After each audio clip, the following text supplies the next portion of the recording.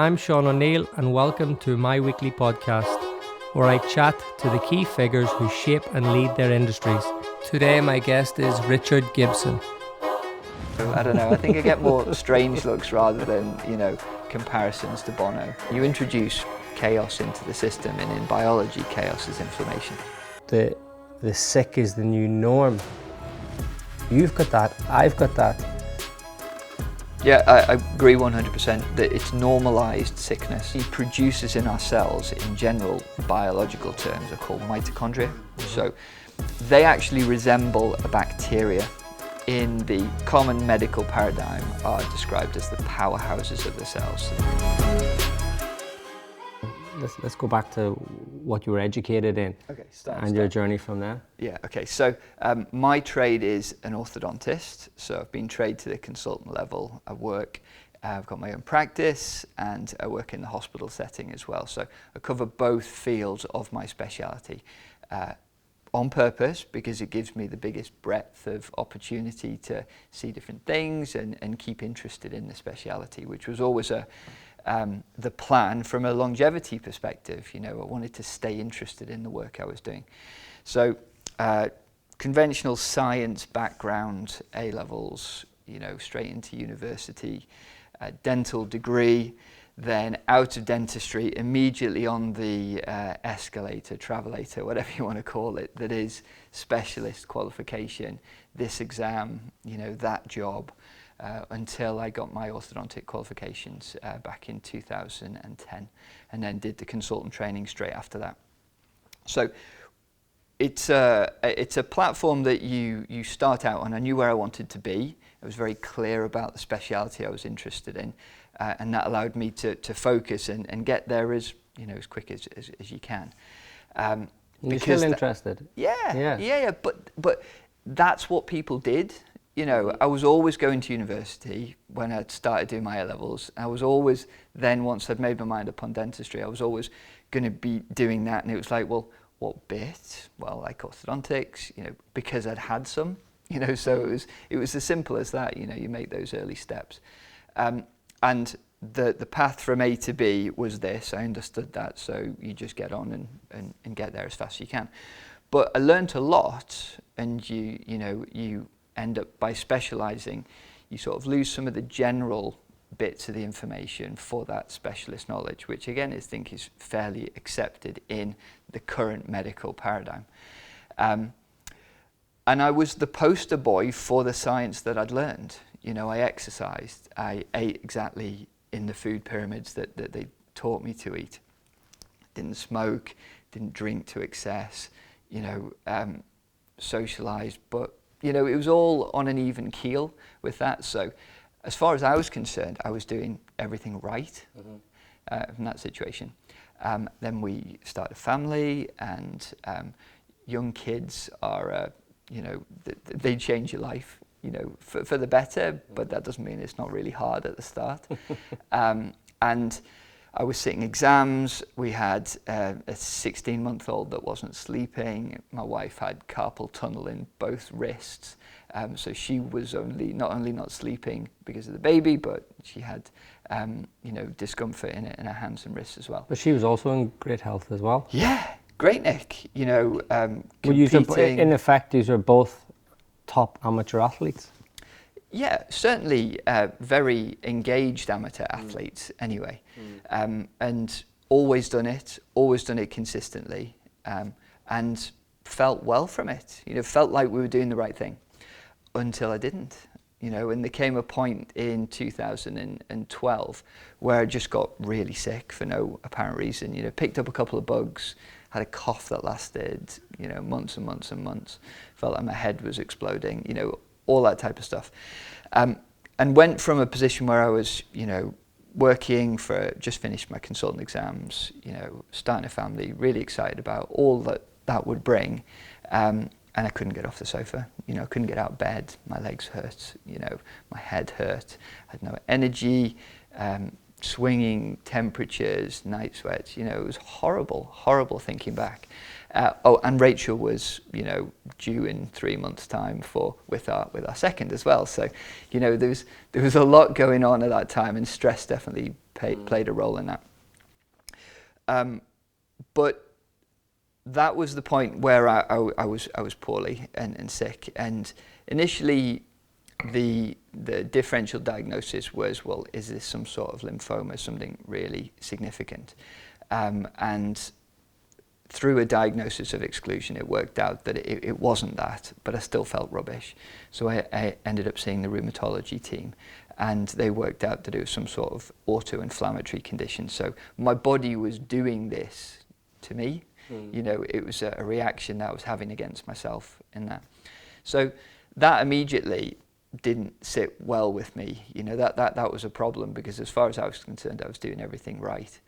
And were you given any sense of what the cure was then? Well, they were very clear from the outset that there wasn't a cure. So it was just about, initially, and when you feel that rubbish, it's just about feeling normal again. You know, can I like hold the baby, you know, without feeling like I'm going to faint or something? And it was we were at that stage at one point, and they got me right, which is great. You know, I got to a position where I could function normally. And when I say that, as in I could go to work and be part of the family again. Definitely wasn't back to my normal self. How did they get you there? A combination of steroids, immune modulation, you know, medication essentially, so you feel like you're rattling for a period of time. And there was one point, you know, where I was, because of the tablets you take, I was taking like 16 tablets a day to just keep level, really, which was a combination of immune modulation and then steroids to sort of pick me up at that time. And then because I was on steroids, I needed to be on other bits to protect my bones and, you know, all that side of things, so, and my stomach. So it was a process, but I was just so focused on getting some sort of normality back that I went along with that. A year in, you know, I'd started to introduce exercise back. We now had 2 children, and, you know, things were starting to look a little bit more normal. And I was generally feeling well most of the time at that point, but I was still medicated to remain like that. And so I started having the discussions in and around, well, what's next? So brilliant, I've got from down here and I'm now back up here, but we all know where I'm aiming for. And, you know, how do we get there? And the answer was the thing that really disappointed me, because it was like, well, no, this is it, really. You know, we're really pleased that we've got us to this stage. The rest of your life. Yeah, so let's just sort of tick around here, and we may find we have the odd flare-up, and we might need the odd course of steroids to get you back on track. But generally, this is where we'll be. And I couldn't accept that. You know, from going from someone who didn't really need to think about, you know, I could turn my hand to anything. If I wanted to do something, we could do it, you know, with a little bit of planning. And I was sort of forced to consider that I just have to accept that some things I wouldn't be doing, or, you know, that this would just be it. On top of the fact that I was at increased risk of things like, you know, cancer and other autoimmune diseases. Because of the medication you're taking. And the condition that I had. And the fact you can't exercise much. Well, in theory, yes, exactly. So, you know, you lead to a lot of those things. So then you start looking at what you can do yourself, and you start taking that into your own hand. And my postgraduate qualifications in orthodontics meant that I did quite a lot of evidence-based study as well. So I did a master's in essentially dental research, and so I know how to look at literature, and I know how to appraise studies and the quality, and, you know, why that study is a good one or not, or whether it's worth thinking about the results of this, that and the other. So I approached it as a scientist, essentially. You know, what are the low-hanging fruit that I can control? And as with a lot of people, the first thing you think of is, well, is there any diet changes that I can make? So Rachel is my wife. She's really probably the sort of the dietitian in the family. She's always had a really strong interest in that side of things. She's also a good cook, which helps. So we were able to sort of look at it together.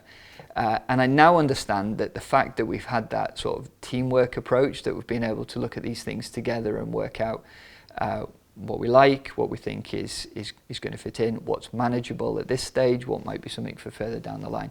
That's been a bit of a key to, you know, the success, having that support network.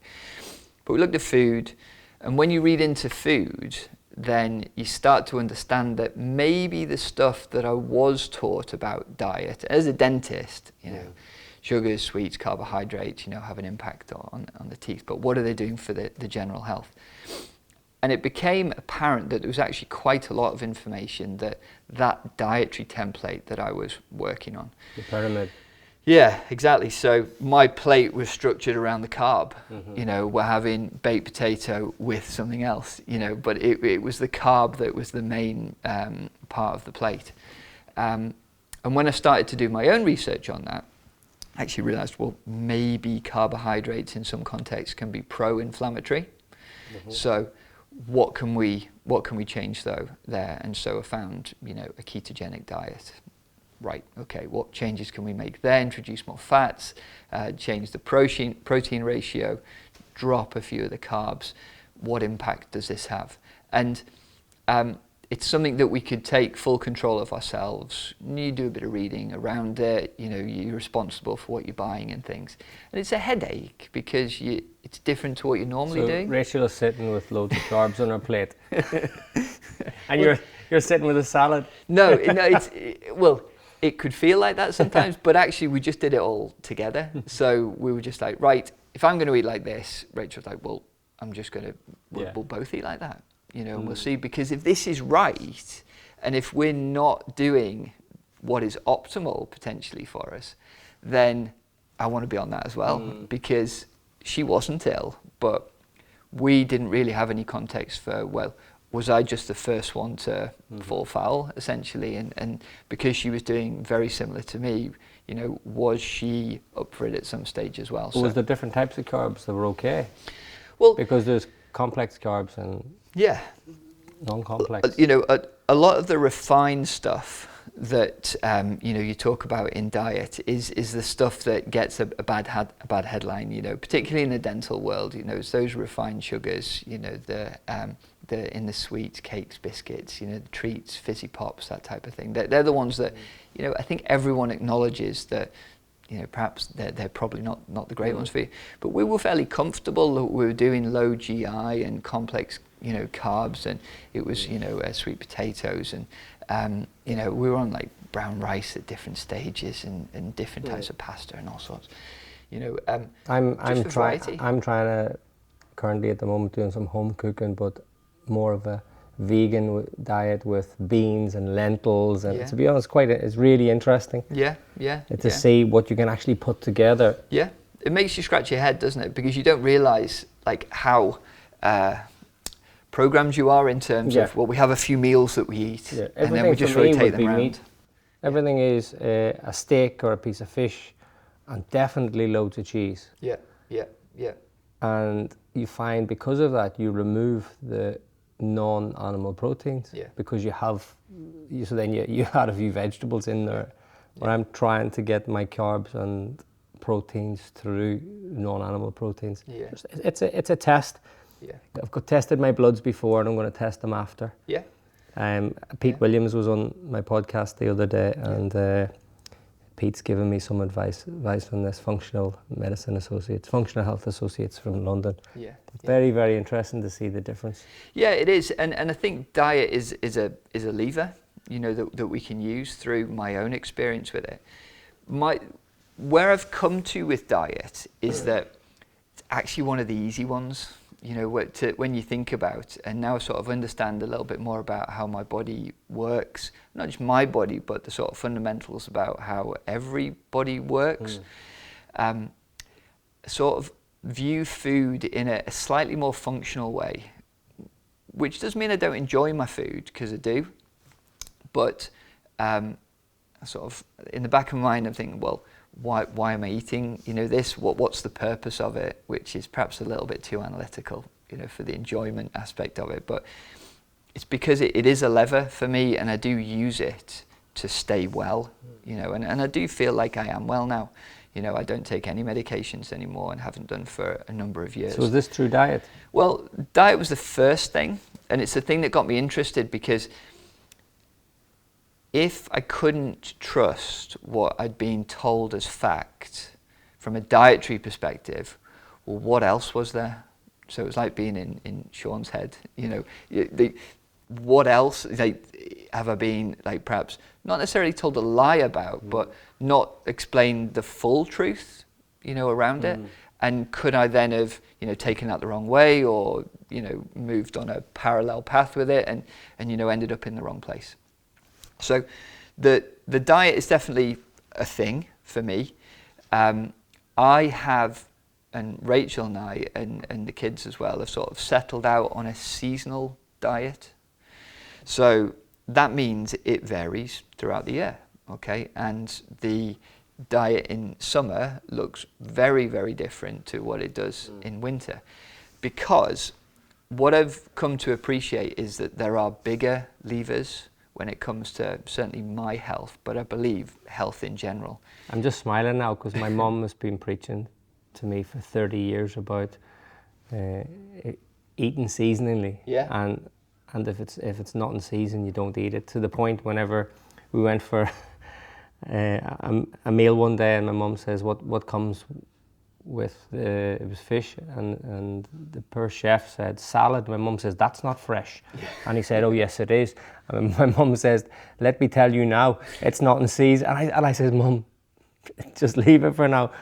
It turns out she's right. Well, certainly in my viewpoint. In your viewpoint, yeah. And the way we came to it is was roundabout as well, but I started looking into light, okay, and the way I got to light. This is how we connected. It is, exactly, and I got to light through dentistry, okay, because I shared an office with a pediatric dental colleague, and she was like, "Have you seen this? I went on this course. It was brilliant. I'm thinking about using this red light therapy to help manage some of our nervous pediatric patients." Okay, and she was thinking about it in the context of maybe needle-free anesthesia for dental extractions or fillings or whatever, to manage that tricky cohort of kids that are just anxious about coming to have treatment. So that was her angle. And I was like, no, I couldn't even read it. Photobiomodulate, you know, there's a lot of letters in there. But photobiomodulation, PBM for short. And although I've been educated to consultant level, I've never even heard about it. But it turns out it had been used in dentistry for a few decades now. And there are a couple of niche areas, like Australia are really big in it. Unpopularly, the Russians are very forward thinking in terms of red light therapy as well. But the fact is that once you scratch the surface, you know, you realize there's a bit to this. So I took myself off on one of the courses run by one of the British manufacturers, and started to learn about how red light therapy, what it was, how it worked, because I was skeptical. And I was thinking with my science brain, and I was thinking, where's the RCT that shows me that it worked better in that group than it did in the control group who didn't have it?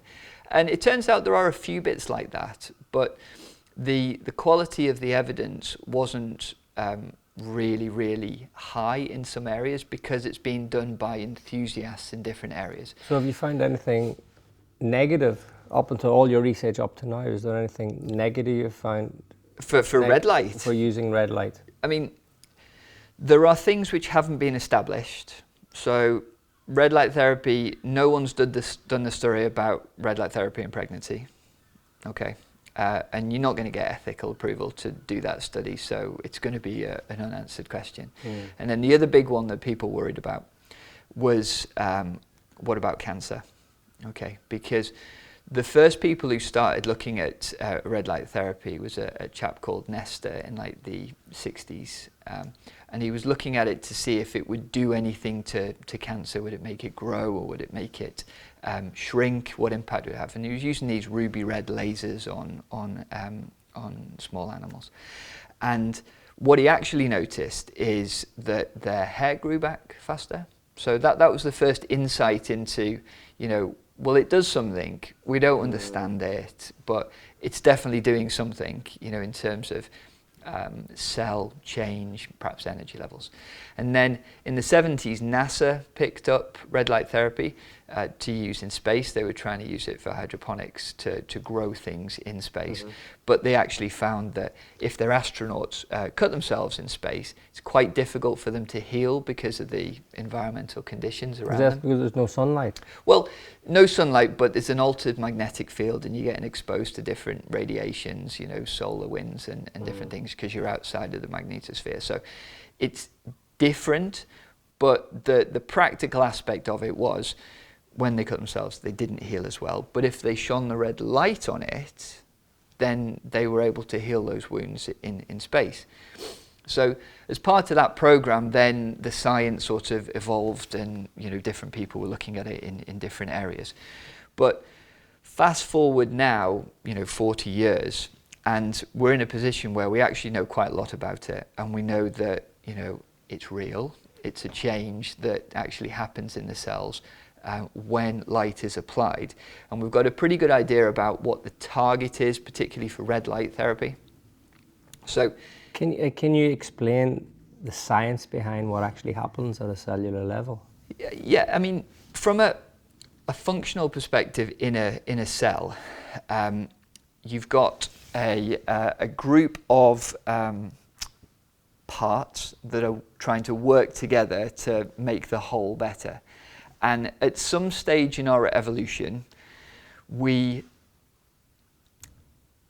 found there was a way to produce energy fairly effectively, and that allowed simple bacterial life, archaea, to become more complex. So that was the starting point, and they talk about that being called endosymbiosis. So these two things have come together to make something which was better than the individual parts when it works together.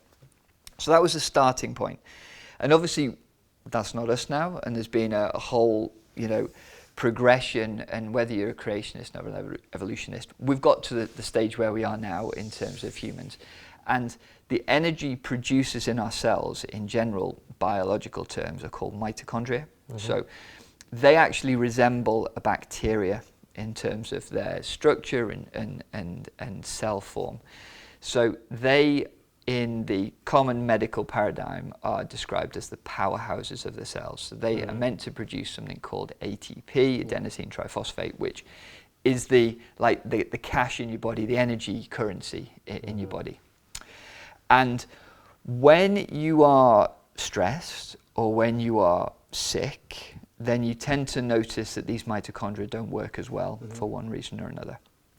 And they don't produce the same amount of energy. They can tick along at that rate, not doing very well, or they can die, and you can find the number reduces or increases under different factors. But if you can make them work better, then you can, in theory, produce more energy. If there's more energy in the system, well, the specialized bits of our tissues can do that job properly, and then things will work better. So that's like the basic principles of... That's the principles of fasting as well, isn't it? Well, yeah. I mean, I view fasting as a really working on something called autophagy and apoptosis. So they're the change programs in your body, and the mitochondria are responsible for them. So yes, it is tied into that. But essentially, fasting helps you clean house. Yeah. You get rid of the rubbish, you fix the bits that can be fixed. And I'm a hoarder. Well, I hate fasting. But your body can get in that habit as well. Yeah. You know, you can get in a habit of where almost like things that aren't working properly, they're just kept rather than broken apart. The bits that are used can be used elsewhere. So anyway, I don't want to go off topic. I'm just. But it is. That's how your body works. Red light. Yeah. For everyone listening, is a lot more pleasant and easy to work with than starving yourself for days. I've done both. Yeah, and I think there is a role for, you know, fasting, but we'll, in terms of the red light stuff, the penetration of red light is the first thing. So red light being on the, when you see all the pictures on the internet about the visible wavelengths of light, it's on the right hand side normally of that picture, which means it's a slightly longer wavelength, okay? And because of that longer wavelength, it penetrates deeper into you, okay? So there's a mechanism for how it gets into your body, okay? And whether that's through your skin or through your eye or whatever. But it can get into your body, and when it gets to the target, it can make your mitochondria work more efficiently, produce more ATP in theory, and then because of that you can then operate better, right? So if you look in the literature, and there are thousands of peer-reviewed studies in the literature on photobiomodulation, a lot of them, you know, maybe 2,000 or 3,000 in a human setting as well, and then, you know, perhaps another 20 or 30,000 in other types of studies.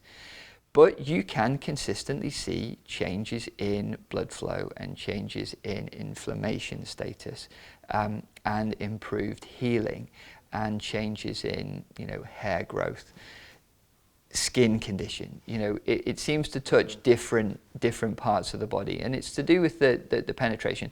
And that almost has been a problem for it, because it sounds like snake oil. I've said, use this thing, this one thing, and it's going to change That's everything. the bit that, well, there's some people get hooked. The people that want the quick fix will get hooked on it, Yeah. but it does, because I went down the rabbit hole of reading so much about this, thinking, what can I find? Just give me a few studies that can give me some side effects. Yeah, yeah. And I thought, strange, I can't find any. No, and you could look for a long time and you won't find any, because all of the controlled studies, if they report any side effects, they're the same in both groups. So, you know, this person had a headache, or they, you know, felt a little bit unwell. But it's the same in both groups, and therefore chances are it's just that person's felt a bit rubbish that day. Have you seen any reports on, or do you know of Brian Johnson, the guy who's trying to live forever? Yeah. He's now reporting his hair growth because he uses red light 2 or 3 times a week. He bought one of our toothbrushes, you know, in terms of sort of looking at that from his oral health as well. So he's on my radar. I saw a thing he did with, I was going to say Chris Hemsworth, but it wasn't him. It was an Aussie. Yeah. So Brian Johnson is a guy who's spending £2 million pound a year. Was he Venmo or something like that? It was responsible for some bit of software. Or he sold a huge company years ago, 800 million or some reports, big money anyway.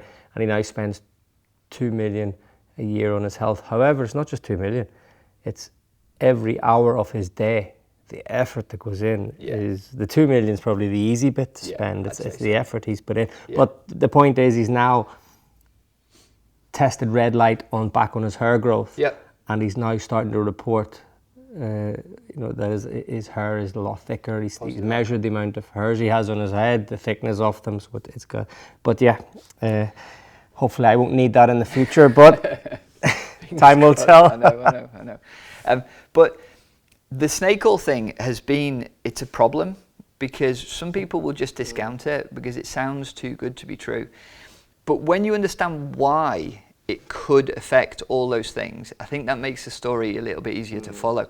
And the key is those mitochondria. Yeah, the mitochondria. Because you have them in every single cell in your body, you know, and they've even found them floating free in the blood. Okay, so they're not in red blood cells, but they're everywhere.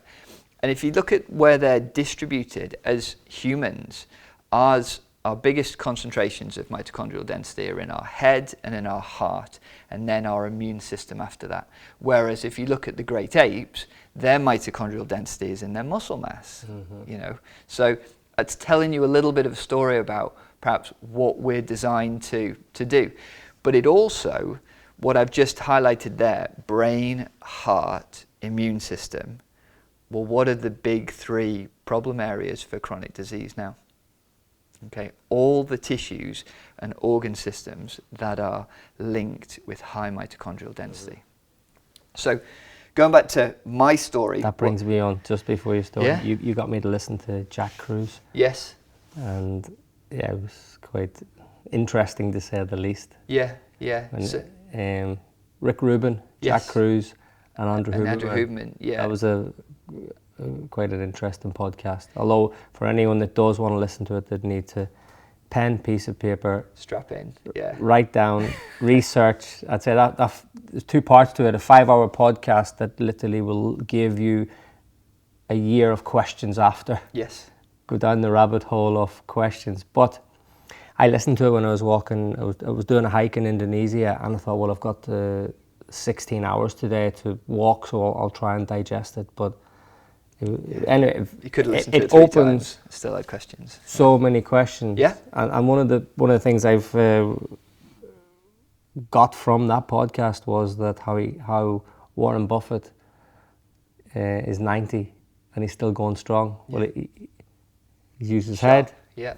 He's his heart's in the right place. Yeah. And so it's we're all out busting ourselves in the gym trying to get big muscles, when really, is it the right thing to do? And I would argue that because I have more of a physics-based approach to looking at biology now, then you could argue that energy is a zero-sum game. So if you are expanding or putting your mitochondrial density in these massive hypertrophied muscles, well, where are they coming from, or where would they have been otherwise? Or, have we blasted through all our stem cells now, and so we're going to really struggle from a longevity perspective?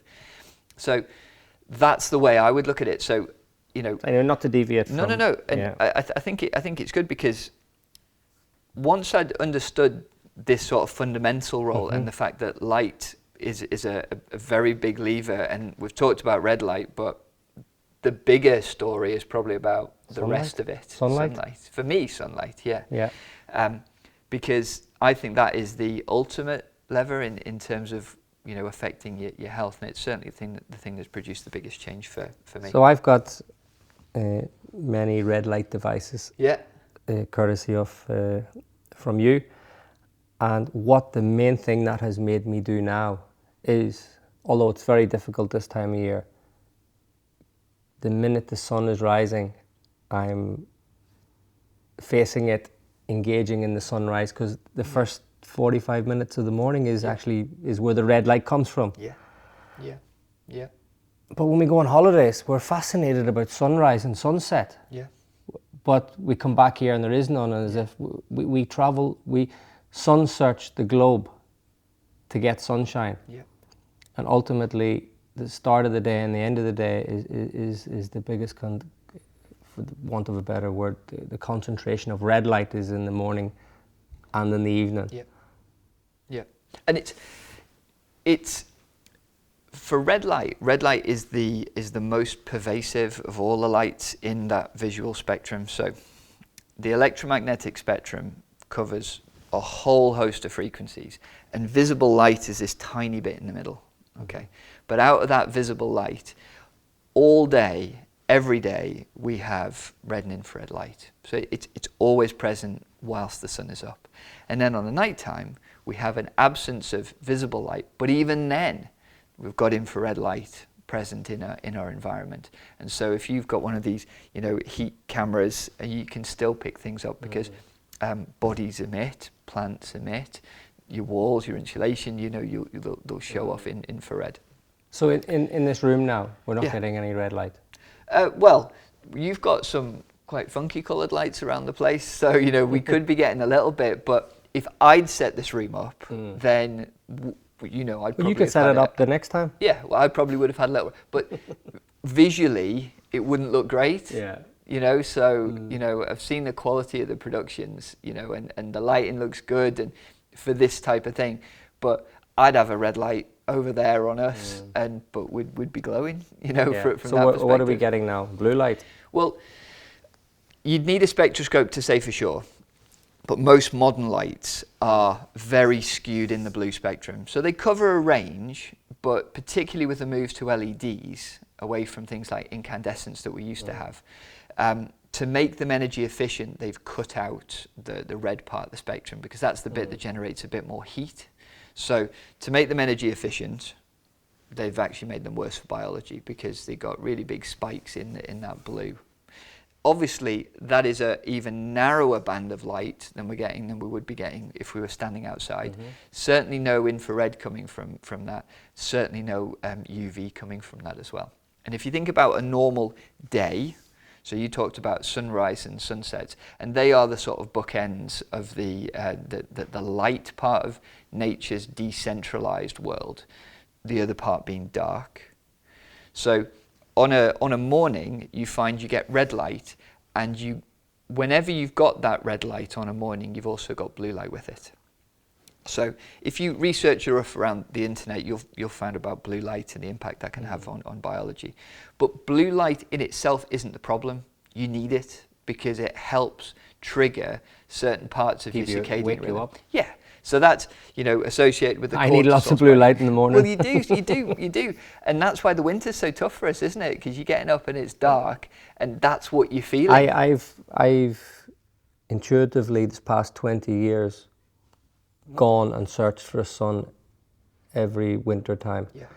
And it's only in recent times that I've realized, why I do it, because I feel great. Yeah. Although I can fake it a bit, but I get quite down and quite moody in the January, February months. Yeah.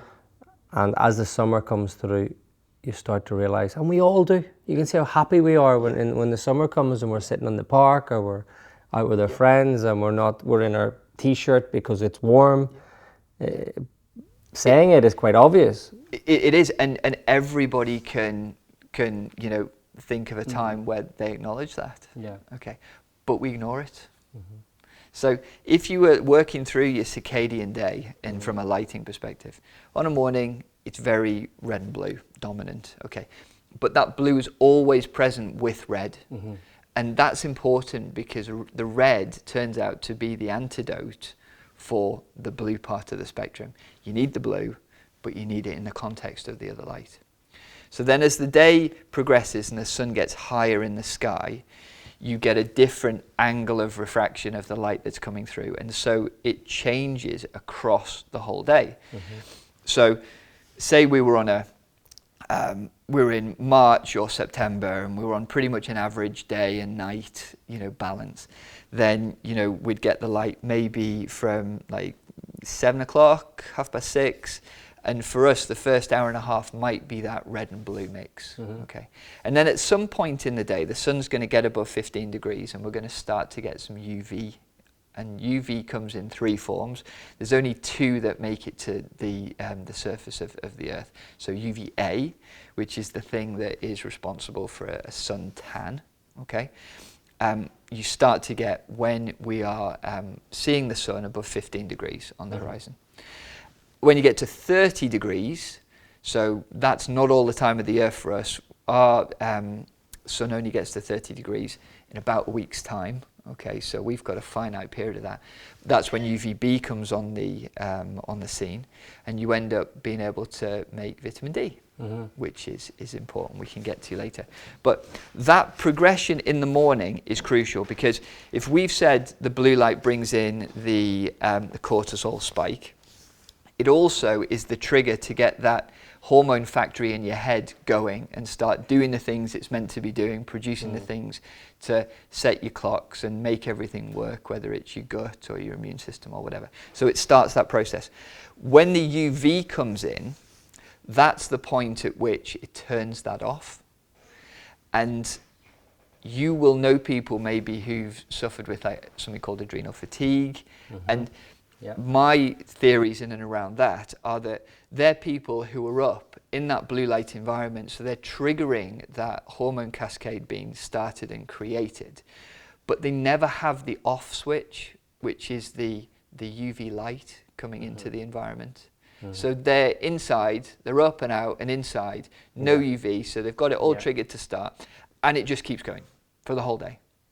Okay, and there's no off switch for that, so they burn out. You get to a point where it's just like, oh, come on, I've had enough. From my experience, every morning I get at least between 5 and 20 minutes. It's a must for me. Yep. Where I stare in the direction of the sun and I get the natural light, not behind the window. No. Open the window, outside. And I must confess, in the evenings I don't get it as much. It's just the way my apartment is facing. Yeah. It's actually great because the sun is rising. Yeah. Through that process, to make it life easier, I try and read a book for 5 minutes. I take my vitamins. I try and do as many things, not just be staring at the sun, which without sort of maximizing my morning, because we're all of us have ridiculously busy lives these days. But the impact that has on me, coupled with the fact that I have a red light in my office, coupled with the fact that I have red light at home,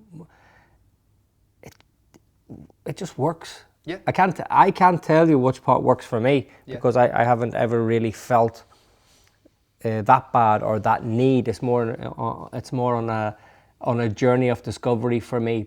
Yeah. Prevention is better than cure in my world, and I'm trying to prevent I might prevent nothing. I might prevent something because I'm hopefully never going to find out. Yeah, and hopefully you'll never know. But it's been so exciting. Yeah. And it's been a trigger for me to go, yes, that's good. Yes, that's good. Oh, I'm doing this. So for anyone that is thinking, well, I don't need this crap because nothing wrong with me. Yeah. It's brought a whole new lease of life to me, thinking I'm aware of this. What's in the case? Well, just we don't want to forget about these bad boys. No, I know. So part of the light story is acknowledging. If you acknowledge that light is important for our biology, so important, then you have to look at all the different types of light. And if we lived outside all the time and we were completely subservient to that day-night cycle, it would be done for us.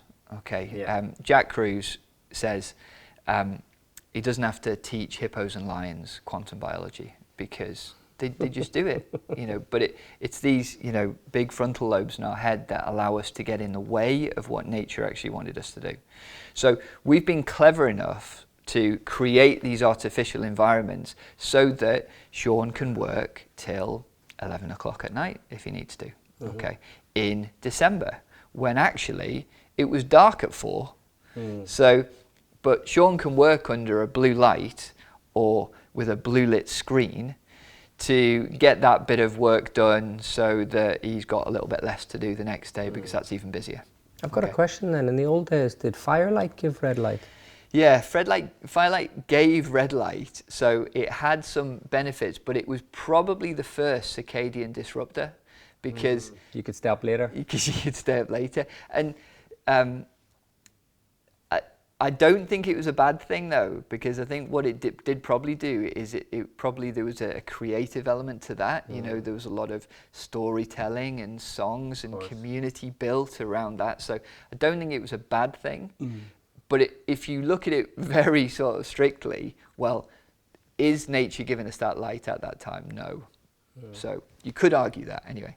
But we need to acknowledge this lighting environment. And so you need to protect the surfaces of your body against perhaps an artificial stimulus, which could create problems for your body clocks, the way things work, your inflammation, your glucose, insulin levels, okay?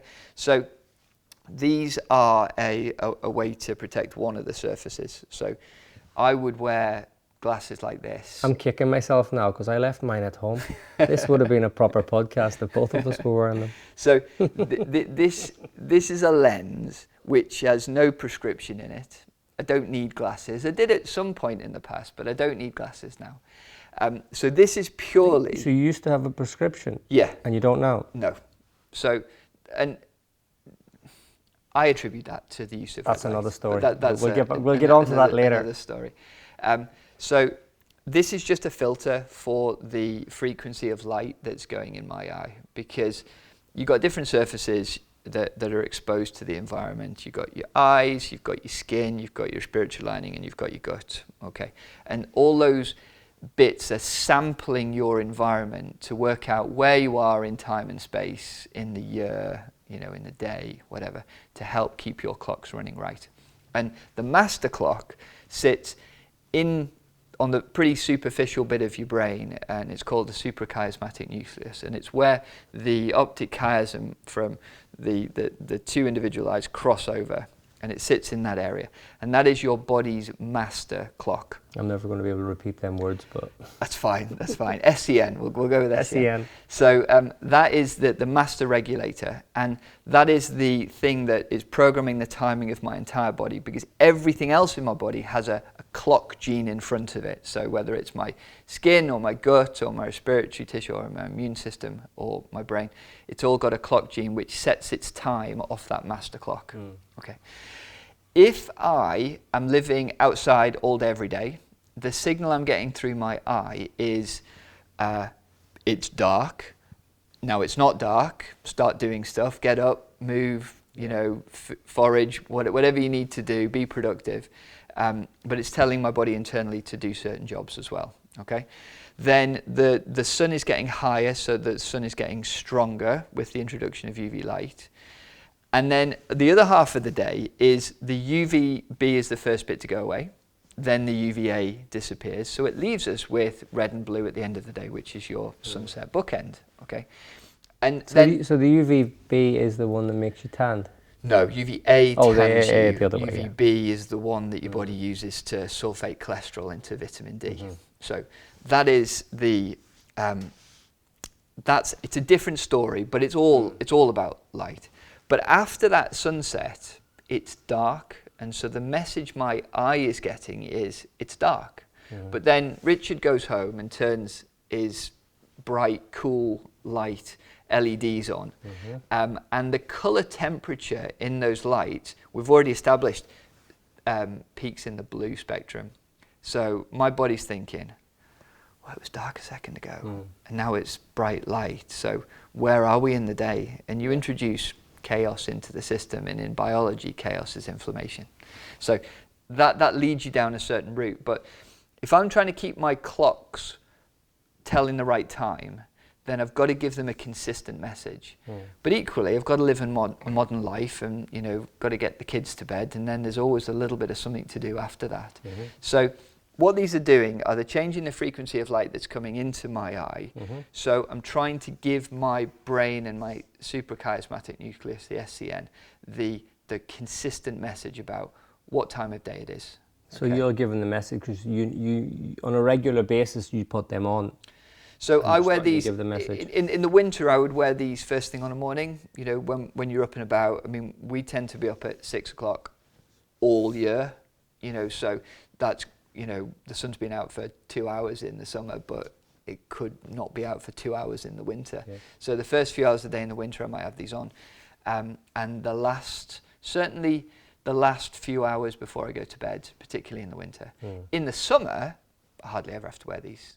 Okay, but you're also outside though a lot. Yes. You're active, you're outside. I know what type of person you are. You're always out with your kids as well. Because no matter what I do as workarounds, it's not as good as what I can get for free in nature, just by opening the door. So even if I'm not outside, just opening the window. So a farmer in the equator doesn't need your glasses. No. Because he's up in the morning, he's out all day, and he'll go home in the evening. Shattered, and he'll sleep on a nighttime, So yeah, you don't. And if you're engaging with your environment, then you don't need it. If you just live by that, then you don't need them. But these are allowing me to perform a few of the social norms, like meeting up with friends, and You look like a rock star, so there's the added bonus as well. I don't know. I think I get more strange looks rather than comparisons to Bono. But it's just something that at the start I was very, very self-conscious about wearing these glasses, but now I can justify it, but I don't feel like I have to justify it to anybody. But I feel like I understand the science behind it, and it's proper hard science. It's not wishy-washy, and it's not something that necessarily conforms to a randomized controlled trial, because when you fundamentally look at it, when we're dealing with how light interacts with biology, we're at Einstein level. We're at E = mc squared. We're at the photoelectric effect, Nobel Prize winning stuff. That's where we're at, which is a fundamental rule of the universe. Well, It's almost a year now since I reached out to you. Is it really? Gosh, time's... And the reason I reached out to you was because I was getting bad headaches, and I tried to, before I made any decisions, I would do my best to find out how I could go without reading glasses. I had my eyes tested exactly 12 months ago, and I had my eyes tested 2 days ago, and I haven't had headaches since I started. I haven't got off my screen either, which isn't I'm definitely not a poster boy for the ultimate health on getting outside, but the hospital gave me the results yesterday and said both my eyes have leveled out. So my right eye, which was the weakest, which I was really worried about, and I've never in my life had both my eyes on a level playing field. From an acuity perspective. Yeah, but my left has always been slightly better off than my right. Yeah. And they've both leveled. Yeah. And so now I have measurements to actually say something's happened. Yeah. And I've no headaches. Yeah. And it's so mine's like, nice result. Well done, Sean, but your results, you're off steroids, medication, you're fitter and healthier than most of the people I know. So now that we understand the science, how did that change your life? Slowly, but with consistent application of a few of the things that I put into place, then I started noticing changes. Mainly, my first goals were to stay stable and get off the medication. So was I able to stay at a level where I could keep performing, you know, from a work and family perspective at the same sort of level? And the thing I was using consistently at that stage, we'd made the dietary changes, I'd sort of introduced more fats and protein into the diet, and I can tell you why in a second, but we did that, and I teamed it up with red light therapy, but it was an attempt at that stage, we're going back to 2017 now, I think, whole body light therapy. That's what I was trying to do. But I was trying to do that with a 3 foot by 1 foot panel that meant that I really had to commit to it. So it was, you know, 20 minutes on an area and then another 20 minutes on another area to try and work through the whole thing. Yeah, so we talked about red light as in the distance, and but you're actually focusing. So I'm talking about a panel, 3 foot by 1 foot, which is emitting specific frequencies of red light. So I knew from the research that my target was inflammation, but I was also achy and sore when I was poorly. Okay, so my diagnosis, that autoinflammatory condition, was called adult Stills, which is a late onset juvenile arthritis. Okay, so I was in that arthritic group, you know, joint aches and pains, but muscle aches and pains as well. So I knew that if it was going to work, it needed to target inflammation, and it needed to reduce any pain and discomfort, swelling in the joints, that type of thing. So that's what I was doing, and I was doing it consistently, and I was doing it on a night time when it was dark, so using it probably at the wrong time, but it worked, and I found that I wasn't achy and I wasn't sore, particularly when I got up in the morning. I was fine. I could tighten down the medication that I was taking to a point where I was completely off the steroids, and then I managed to get off the immune modulators. Did this happen instantly within a week, or was it? No, because how did you stick at it if you didn't see? It's hard for anyone to stick at something if you don't really see the results quickly. It is, but I understood why I was doing it, and I knew that it had taken me certainly 15 years to get to that position. So I was accepting responsibility that I had allowed my body to get that way because of 15 years of doing the wrong thing. Yeah. So if I was gonna fix it, I knew right from the get-go that if it had taken that 15 years, it wasn't going to be fixed in a night. But there was enough there for me to know that I was heading in the right direction. Because even if at that stage I'd found that it had only managed my symptoms, but it had meant I could get off the medication, even if it hadn't led to what I would say is better health now than I had in my late 20s, early 30s, then that still would have been a win. So this stuff is a bonus, you know, and you get excited when you get new bits of information, and it's like, well, where could it go? Well, I've exceeded all my expectations when I started this process, because I've stuck with it, I've been consistent. I said to you before, if I'm going to do something, I'm going to do it, and I'm going to live that, because it's all about consistency, Pareto's principle, the 80-20. If I get it right most of the time, well, that buys me a bit of slack, so I can, you know, do stuff which perhaps isn't as sensible, or, you know, I want to stay out, I want to go and see some friends, I want to fly to Central America, you know, whatever that might be, but it buys me the slack in theory to do that. So I start off with those two things. I'm winding down in terms of my medication, but staying stable, so I'm happy.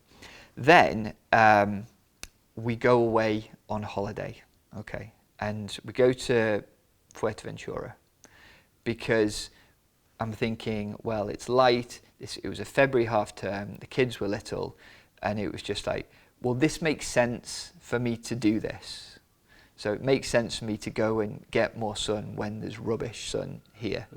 So went over and had a lovely holiday, slept really, really well while we were there.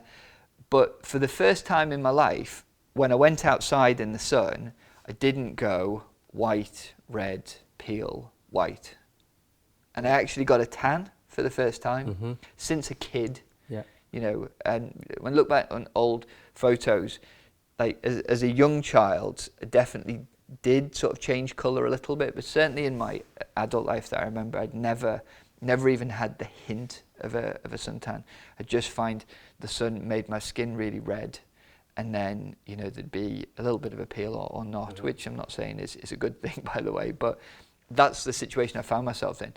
And so I got a completely unexpected change, and all I'd changed at that stage was what we were eating and the red light. So it was one of those two things. So you look into it a little bit more, and I then start to understand that actually the way that light is programmed to interact with your body is protective. So red light, I said, was the antidote for blue, but it's also the thing that allows you to cope with the stronger UV light later in the day. So if you go back to that, the thought process of what a day looks like from a light perspective, you've got loads of red in the morning before the UV comes up. So that's when you're exposing your skin and being out in nature and exposing your eyes, then you are allowing your body to soak up and be prepared for the relative insult of that strong UV light coming in. Then the UV light goes away, and after that you've got a reparative phase, again with predominantly red light, to help soothe your skin. And they've done experimental studies on this, and when you use control groups and use people preconditioned with red light, you are less likely to burn your skin in the sun when you've been preconditioned with red light first. Okay, and there's studies you can find, you know, in PubMed, you know, showing that exact same thing. So the preconditioned, is it one treatment, or is it, because to get your whole skin covered takes time, or a really big machine? Well, if you're trying to do it artificially, but if you were, like on a morning, I might get up and I'll go and stand outside with my shorts on and my, you know, bare feet on the ground, and you know, do a bit of movement, you know, so I'm out there, I've got almost all of my skin exposed, you know, I'm touching the ground, so I'm picking up free electrons to help that light interact with my body, and then I'm getting the light on my skin and I'm sending the right message through my eye. In the winter? Okay. Whenever, yeah, all year round if I can. I'm not bothered about the cold, you know, that's something that I think you become, once you become acclimatized to it, you can accept that as well. And there comes a point where I get, you know, I don't want to be in the cold anymore, but I'm okay with it, you know, for a short period of time, again, because I understand why it's helping me. I can imagine your neighbours. Yeah, I've got a private garden. It's okay. It's okay. So that preconditioning, it can happen with a red light. And a red light device is probably the better way to think about it. It's an easier way to get more light in a short period of time. Because you're just focusing on that. The power density, the irradiance of the light is allowing you to fill up, okay, essentially on that. Whereas nature's way to do it is more about consistency. So it's there all day. And you feel great. Get outside you and stand on the ground. You feel wonderful. Yeah. Cold will freshen you up. Yeah. Yeah, yeah. But also, that is the key to sleeping well that night. Okay, starting the day, getting that exposure, setting all the clocks. You're actually producing the melatonin that you're going to use on the next nighttime in the morning. So you're making it in the AM sunlight with the red and the UV light. Okay, so that whole start to it is fine. So the preconditioning part is important, but you've got to engage in it. So that means exposing skin. You know, you've got to have skin on show to be able to do that. And you've got to have naked eyes as well. So that means, you know, no sunglasses, because that's, again, it's blunting your body's ability to adapt to those UV conditions later in the day. So if your body sees the red light, it sees UVA come in, it sees UVB coming, well, it knows that it's going to have to do something to protect my pale skin from that the effect of that light, and the process is melanation. Okay, so that's the tan that you're building, which is the ultimate absorber of the electromagnetic spectrum. So it'll absorb all frequencies of visible and non-visible light in melanin, to the extent where they're starting to look at melanin from a photovoltaic perspective, from energy transfer from the sun, and then using it for electricity and things like that, because it's so super efficient, and it's not just reliant on, is it a sunny day, is it a bit cloudy, you know. So the clever people who are looking into that are, you know, are looking at melanin as a potential for even that. So preconditioning is important, but the recovery phase afterwards is important as well. You know, so after it, you're getting that reparative red light to help condense the tissues, reduce the inflammation that you might have created with the stronger UV light. But from a health perspective, you said that makes you feel well. So I was starting to feel really good, you know, at this stage. You know, I wasn't as achy, I was off the medication, I'd been on holiday, so I felt I looked better. So, you know, just from a self-esteem perspective. So I was thinking about, you know, exercising and doing all those other things. And it definitely wasn't a straight line for me. You know, there were little bumps along the way, but it actually happened faster than I thought. You know, so within a year, if you think it took maybe 15 years to accrue that damage, within a year, I was a different man. You know, I was better than I was. Within that year, were you starting to connect with people that had a similar story to you? Or were you starting to or were you afraid to give your story yet? Because I don't know. Because you weren't just exactly sure? Well, no, and I need to know stuff to be able to be confident to talk about it. I've got to understand it. It's how I've always been, you know, even as a kid. I needed to understand how it worked. So there was that. There was nobody talking about this in 2017. There was a nice book by a guy called Sachin Panda, who's a researcher, an Indian researcher in America, on the circadian code. So that was useful. But there were no real sort of communities at that stage. I'm very, very much an outlier, you know, talking to friends about it in the scientific community. They find it difficult to accept because it was not what we were taught. And they were just happy for me, you know, because they'd seen me at my low as well, so that they could see that I was better. So you get the results, you're feeling great. Yep. What about the checkups in the hospital, and how did you then feed that information back? Oh, I don't need your medication anymore. Yeah, so I was really excited, you know, thinking, you know, right, this is going to be a great story for them. And you have to understand that in a rheumatology department, I was a fairly young patient. So most people who are going have got, you know, established longer chronic diseases or, you know, arthritic conditions. So you may find them in their sort of 60s and 70s. I don't know what the average age is, but certainly from sitting in the clinic, I felt like I was on the younger end of the spectrum.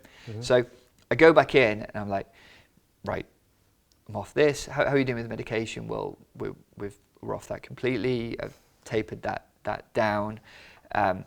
And the staff are lovely and they're all trying to do, you know, a great job. But the only disappointing thing that I found is that I felt like I'd had a real win there.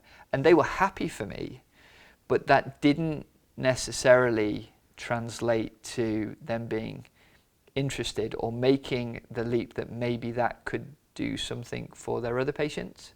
Which that was the disappointing thing, because, you know, I'm a consultant in a different speciality, but I'm going in speaking to a colleague as their patient. And I thought that might carry a bit as well, you know, in terms of I know about research, I know about, you know, studies and information, I've got a science background. So someone didn't just say, oh, try that, and I did it.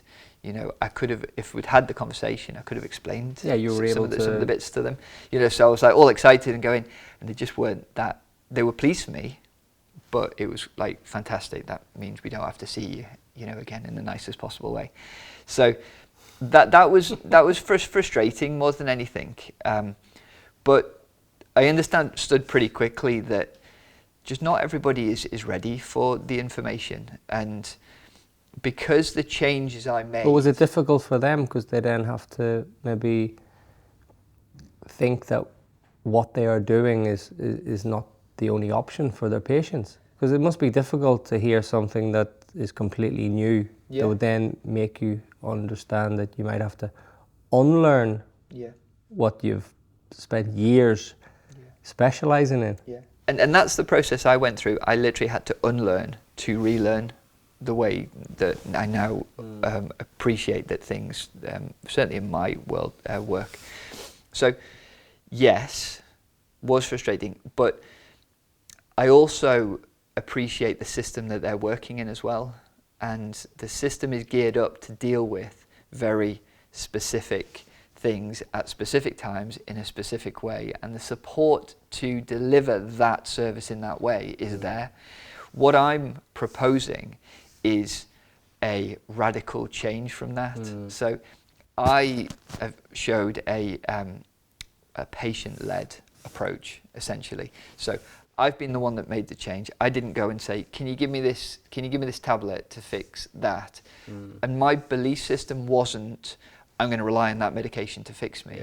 My belief system was, I'm pretty sure I'm capable of doing this. Not in a big-headed way, just because I had self-confidence. There must be another way. Yeah, there must be another way. So that was my mindset. But that is, as a healthcare professional, that is one of the hardest things to get across, you know, to patients. And so equally, I was sort of thinking in the back of the mind, well, would other people be prepared to do the things that I've done at that stage with so little information, you know, in and around it? So yes, I was frustrated, probably a little bit disappointed, but I think the constraints of the system were more of the issue there, you know, rather than them not believing me or not being interested. I think it was just the way that that's set up. But I was happy because I was feeling well, you know, and in a position where I felt like I could move forward. And the more you start to, you know, pick away at these things, so I start with mitochondria and then I find out about the impact of diet on it. Perhaps that's a good point just to say why I made the dietary changes that we did. So if my focus was mitochondrial health, and I knew that light was a lever in there, I needed to understand how the mitochondria interacted with food, because they are getting information from our environment, but one of the big ways they do is through the food that we're eating. And this comes back to why I eat seasonally now, because what I'm trying to do is produce a congruent message between those 4 surfaces that I have exposed to my environment, my eyes, my skin, my respiratory epithelium, and my gut, to give them a consistent message. So if my eyes and skin are saying, it's summertime, there's UV, strong light, well, my gut is expecting anything that grows in summer. So it's expecting fruits and carbs and, you know, all those things. So it can be expecting that and get on with that. And the message is the same. It's that strong light message on both sides. Whereas in the winter, the power from the sun diminishes a lot. And you know that because you've stood outside on a summer's day and a winter day, and you know the intensity on your skin feels different. You know, I know that because my mum gives me Brussels sprouts for about 3 months in the winter, so I know it's winter coming. Yeah, so you know, but you can tell, you can feel it. I'm not telling you something that you don't intuitively know and haven't experienced. Everything yourself. you're saying is so obvious, and of course, because I'm looking at you, I know your story, and it's not just on a platform that could be snake oil. I know it. It's just so obvious. You think, where have we all gone wrong? Well, we've been conditioned to accept less than optimal, haven't we? You know, and I'm definitely not at optimal yet, but I'm ahead of where I was a decade ago. I know that for sure. And I think Pete Williams was here the other day, and you know, Pete said we're in a world where we are treating people, and we're treating sick people, and in some cases it's not, the treatment isn't helping them get better. It's just treating sick. Where you're of the approach, you don't want to be sick. So you need to find out how to be well. Yes. But the scary thing is the sick is the new norm. And the conversations that you hear time and time again is, oh, you've got that, I've got that. Which then that doesn't really feel that you're sick anymore. Yeah, I agree 100% that it's normalised sickness. When I don't think we should be accepting that. And I think that the NHS is struggling at the moment. You know, the whole healthcare system in this country is really struggling at the minute. But I think the only thing that can really change it is if people take control themselves.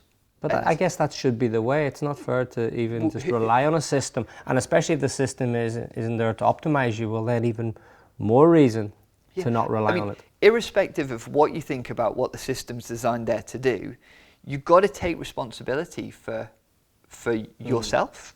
I mean, because you're the one who's going to get all the benefits from it, you know, in terms of how you're going to feel, what you're going to be able to do, how you're going to interact with people, the mood you're going to be in, you know, how long you're going to live, what that lifespan is going to be spent like. That's something most of us are interested in doing. Well, you know, but is living being on 10 medications and worried about, you know, your immune system and you know, and all those things for the last 2 decades of your life? Well, I mean, I don't think so. I think health span is probably the thing that we need to be focused on. And I don't believe that we can live like Brian Johnson does till 120 or 150 or whatever. I think our lifespans are probably as we see them now. So I don't feel that I can have that much impact on my lifespan. But I do firmly believe I can have a big impact on my health span. You know, so I'd rather die at 86 falling off the roof trying to fix it. You know, it was in a stupid... The fact is you'll be able to get on the roof at 86, so that's a bonus. But this is it, you know, I'd rather be, you know, doing everything I wanted to do. And look, I accept that things will slow down.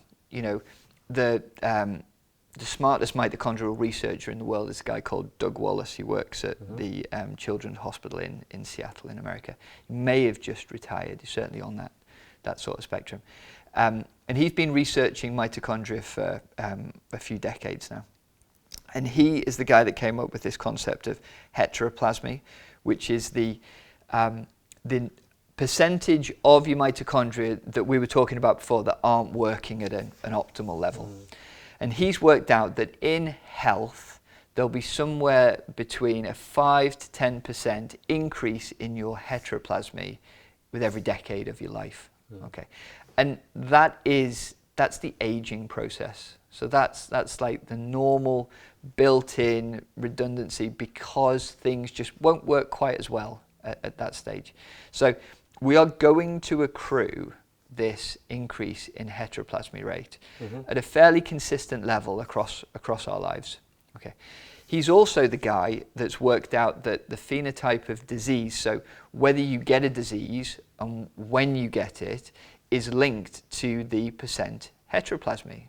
So for a specific disease to express, you might need to get to 50% heteroplasmy, which is probably where I was. So I achieved the relevant percentage to then come down with this autoinflammatory condition.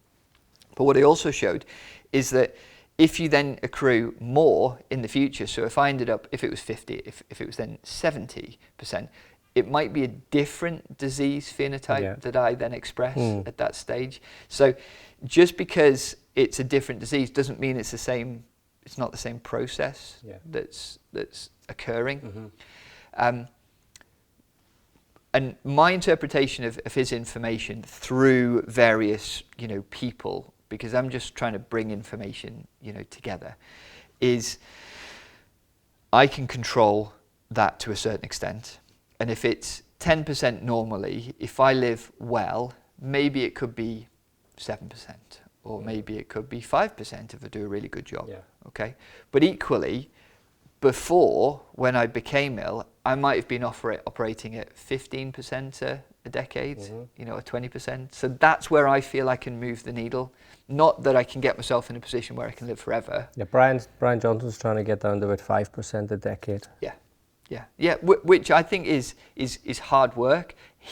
I don't think he's going to do it, because he doesn't get the light story. He's going to make shed loads of money trying, isn't he? Absolutely. He's spending 2 million a year, and he's probably going to get another 200 million out of his blueprint, his protocol. But I know. Anyway, it's interesting. It's definitely interesting stuff. Is there anyone else that you have become close friends with, digitally or locally, that has had a similar path to you, that can now sit there and say that they have helped themselves heal through the similar journey? Yeah, I mean, initially, when I go back to the dentistry day, when I first got into photobiomodulation, I felt like I was making new ground, linking things up. And that's when I first came across the guy that you talked about, Jack Kruse. So I was making the connection between red light and what it actually does in mitochondria, which is allow water to become structured and increase water production in the cell and increase infrared light production in the cell as well, mitochondria rather. So I was getting onto that and thinking, well, this exclusion zone, this fourth phase of water, which Gerald Pollack has described really nicely in his textbook, that's actually responsible for the battery system, the power system in our body. Whereas most people from a conventional background think ATP is the energy currency, like I said before. But I actually now understand that it's within our water networks, within our piezoelectric collagen fascial networks, that those batteries are stored, and we transfer the energy and information from the sun, and we store it in those capacitors for use at a later stage. So I was thinking, well, nobody else is looking at this. And then I find a video on YouTube of Jack Kruse. Is that his TED Talk? It wasn't his TED Talk. His TED Talk's very interesting. It is since been banned, but you can still find it. You can find it. And the TED Talk is around leptin, because he had an obesity story. So he was very heavy, and then he's the guy that's put all these ideas together, and I would say that he's my sort of mentor in this journey that I've been on, because At no stage did he ever tell me what, I needed to think. He just sort of pointed me in the direction and allowed me to make my own mind up, which I think is the mark of a true mentor. You're not just being given information to regurgitate. It's go away, look at it, absorb it, think about it critically. You're living it yourself. You're living it. You're not just repeating from a textbook. Or Yeah. And I think you can speak from a completely different place when you're in that position. And he is way over where I am, in terms of his understanding and knowledge and application and all those things. And I'm a very poor relative of him from a knowledge and experience perspective. But he started talking about... but he's at the top of the three, if for want of a better phrase. He's global. So you're not doing too bad for a poor relative. Yeah.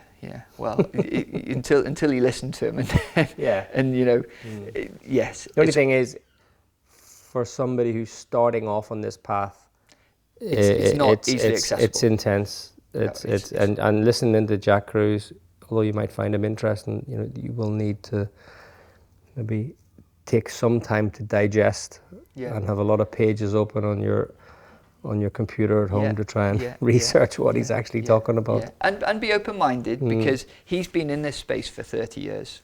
And he's been banging his head against a brick wall. And he's still researching now? Oh, still. But the breadth and depth is crazy, absolutely crazy. So finding him was important, because and just on the Jack reckons that less than 1% of science is accurate. Yeah. So if he's right, then we all don't know. No, and the reason he thinks that is because all the research that's published is carried out with no light controls. Yes. So if you acknowledge that light plays a fundamental part in biology, all the research is done in blue lit labs with no light controls. So can you, if I was to tell you that just being under blue light is going to raise our insulin levels and make us pre-diabetic. So that light can have that effect on us. Okay. So how do you then believe any of the diabetes research that's in the literature? Because no one's controlling for that. So the variables in there, in these highly structured and organized randomized controlled trials, are essentially worthless. It's difficult. And then the other half of it is, well, how do we know what works in biochemistry? Well, they look at cells, they suck out all the water, and they see what the constituent parts are in essentially a dehydrated environment or homogenized environment. And that is not how our bodies work. There is specific and quantized arrangements in the cell to allow the organization to dictate how that functions.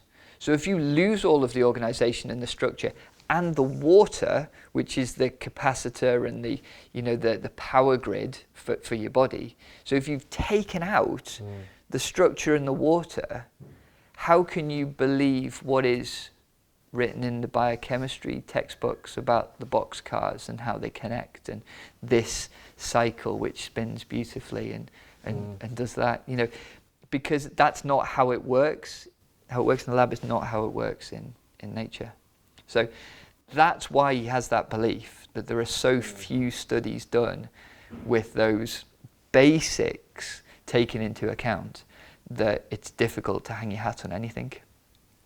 So how do you customize a treatment for an individual when they approach you or ask you for advice?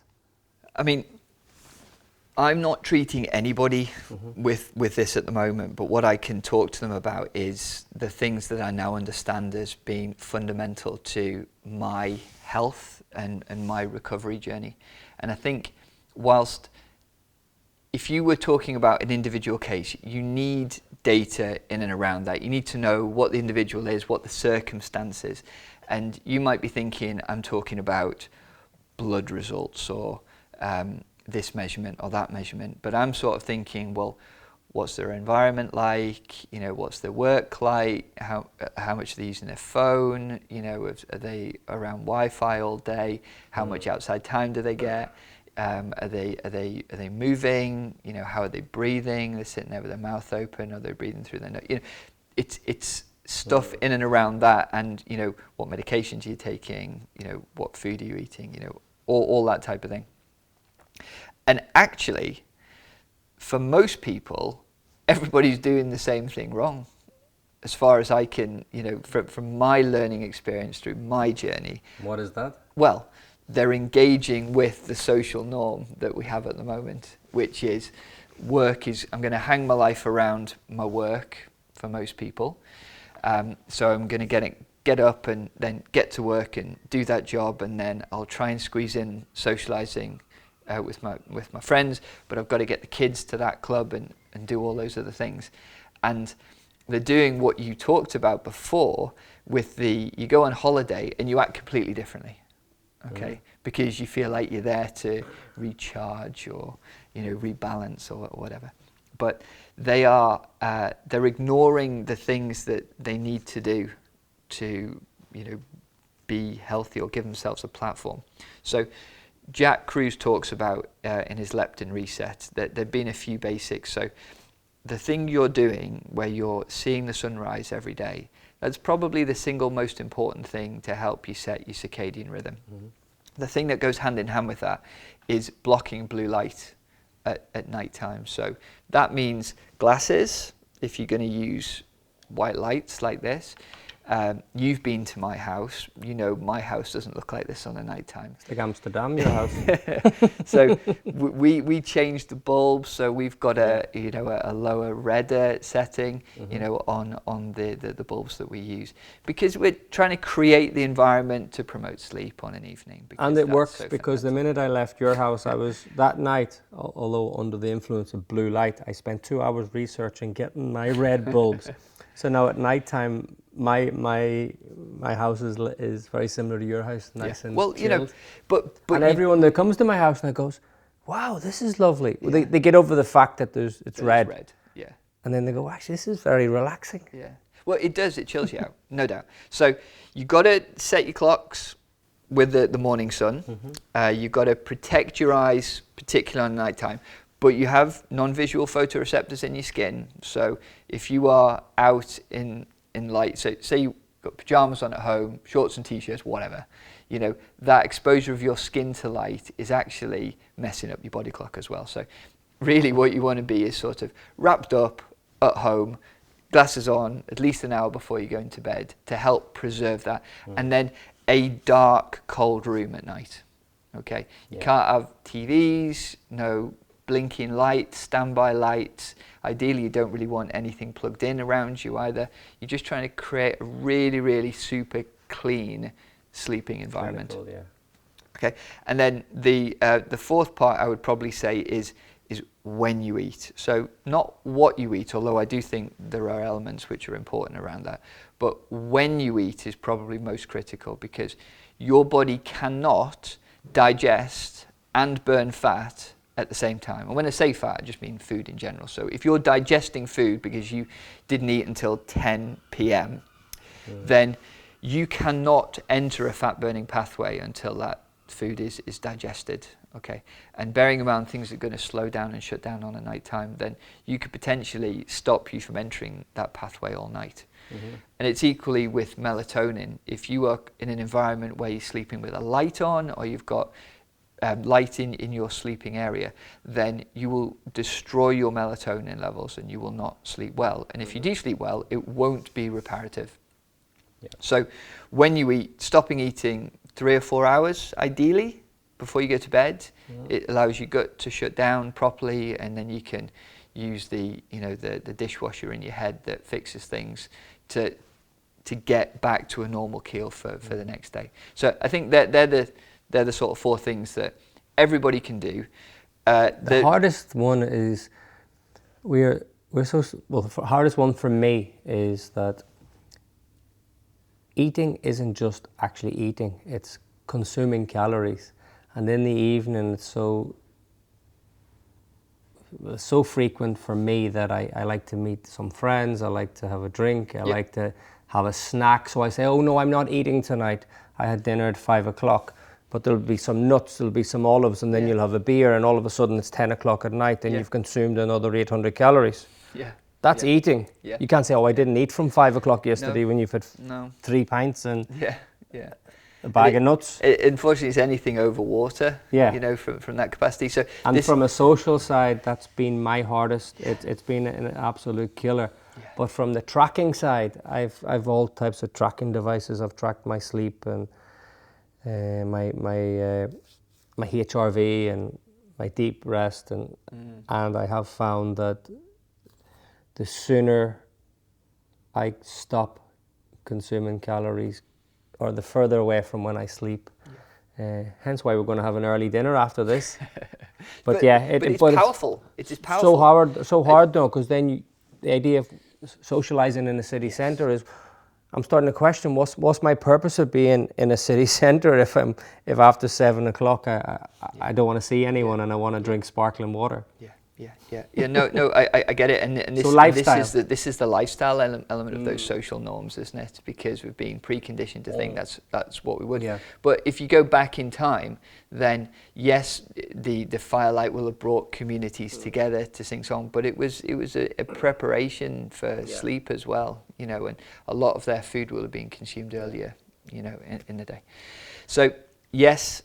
There are things to overcome with that, but it is profound the difference that can have, because the mitochondria are responsible for those 2 change programs, autophagy and apoptosis, and you can't enter them without melatonin. So if you've got light in your sleeping environment, it's not going to work for you, and you need to be in that fat burning pathway overnight, because that's how we're stimulating repair and recovery. So that's really important. You can do it. Most of that's for free. You know, in terms of it's not going to cost you anything, it'll save you money, in fact. You know, and the things. The glasses cost a bit, but you can get cheap ones. How I've managed to incorporate this in my life is bring an element of fun or education to it.